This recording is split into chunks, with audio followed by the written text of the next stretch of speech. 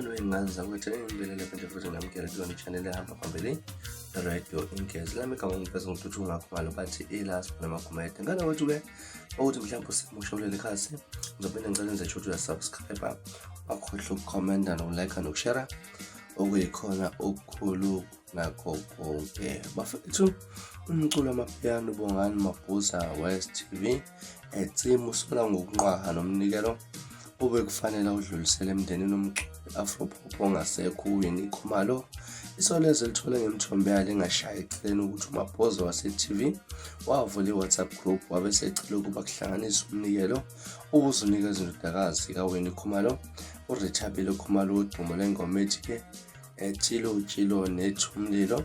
Umthombo uthole ukuthi iqoqiwe imali engaphezulu kwa-10,000 amarandi yabe sifakwa kuMabuza wase-TV wase ayihambisa kuRichabile lungakafiki ngosuku lomngcwabo.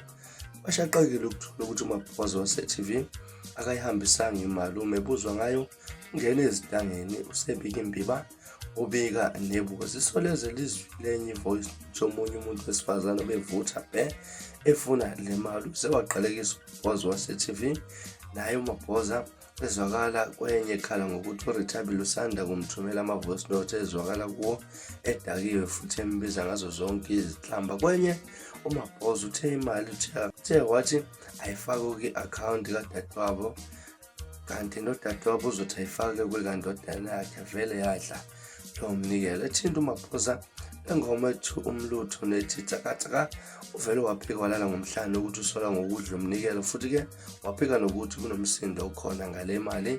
Ebuza uRichabile ngalolu daba uthe akaphikanga futhi akavumanga nalokho. Usintathele ukuba ikhulume nomphathi wakhe uSandi Njenje. Uthe imibuzo yonke uzoyidlulisela kuSandi ukuze kube nguye ozoyiphendula yonke le mibuzo. uSandi uvumile ukuthi utholile umyalezo kuRichabile mayelana nalolu daba.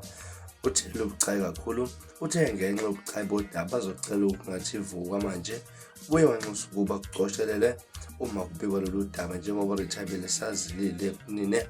Ngakho-ke nanoma yisiphi isitori esimbi esithinta igama likanina simphatha kabi kabuhlungu, uma sidinga ukudlulisa noma yiluphi ulwazi lucabangele iphephandaba kuphetha uSandi. Uwena abaneminyaka ewu-50 washonele emotweni ephuthunyiswa esibhedlela ngoJanuwari 7 kulo nyaka.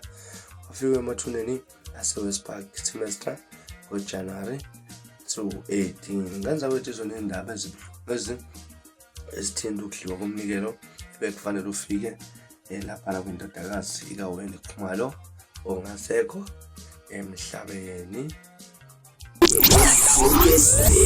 Senkezweni